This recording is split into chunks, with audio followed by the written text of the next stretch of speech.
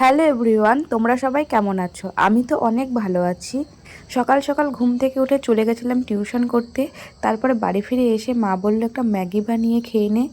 সবজি দিয়ে আর ডিম দিয়ে ম্যাগিটা ভালো করে বানিয়ে নিলাম। এইভাবে ম্যাগি খেতে আমার তো দারুণ লাগে। তোমাদের কার কার ভালো লাগে অবশ্যই বলবে। আজকে যেহেতু রবিবার ছিল, রবিবার বলে বাবা নিয়ে এসেছিলো মাংস, তাই মাংসের জন্য আলু, লঙ্কা, পেঁয়াজ, রসুন, আদা ছাড়িয়ে নিলাম। মাংসটা মাই রান্না করেছে আর আমি একটু মশলাগুলো করে দিয়ে মাকে একটু হেল্প করলাম। মাংসটা তো সুন্দর হয়েছিল, মায়ের হাতে রান্না বলে কথা। দুপুরবেলায় বেশ মাংস দিয়ে জমিয়ে খেয়ে নিলাম। মাংস থাকলে আমার আর অন্য কোনো তরকারি লাগে না, তাও মা বলে একটা তরকারি দিয়ে খেতে হয় না, তো তার জন্য আমাকে একটু হলেও অন্য কিছু নিতেই হয়। তোমাদের বাড়িতে এরকম কথা কেউ বলে? আজকে সন্ধ্যাবেলায় মা একটু মেলা দেখতে গিয়েছিল, আমাকেও যেতে বলছিল, তবে আমি যাইনি, শরীরটা ঠিক ভালো লাগছিল না। মেলায় যাওয়ার পর বাবা একটু আমাকে সন্ধ্যাবেলায় চা বানিয়ে দিল।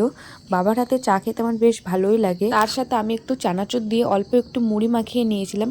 সন্ধ্যার টিফিনটা বেশ ভালোই হলো। সন্ধ্যাবেলায় কিছু না খেলে যেন একটু খাই খাই মনে হয়, তাই সন্ধ্যাবেলায় কিছু যদি না পাই তখন চা আর মুড়ি খেয়ে নিই। সময় বাইরের খাবারটা খাওয়া হয় না, আর কাজ ছাড়া বাইরে খুব একটা যাওয়া হয় না। এরপর মা চলে আসার পর আমাকে দেখাচ্ছিল মেলা থেকে আজকে কত কিছু জিনিস কিনে এনেছে।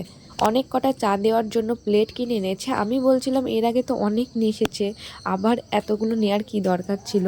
আর কয়েকটা বড় বড় প্লেট, যাতে একটু সিঙ্গারা মিষ্টি আটে, ওই রকম সাইজের 6টা কাপ কিনেছে, সেগুলো তোমাদের দেখানো হয়নি। আর তাছাড়া এর আগের দিন দুটো কাচের কাপ নিয়ে এসেছে, 40 টাকা করে দাম। ওগুলো বেশ খুব সুন্দর লাগে দেখতে, চা খেতে বেশ ভালো লাগে। আর আমার জন্য এনেছিল বাদাম আর ঘুগনি। প্রথম রাস পুজোর দিন যেদিন মেলায় গিয়েছিলাম সেদিন ঘুগনির প্লেট ছিল 15 টাকা, এখন শুনছি 20 টাকা প্লেট হয়ে গেছে। সে যাই হোক, কেমন লাগলো ভিডিওটা অবশ্যই জানাবে। বাই।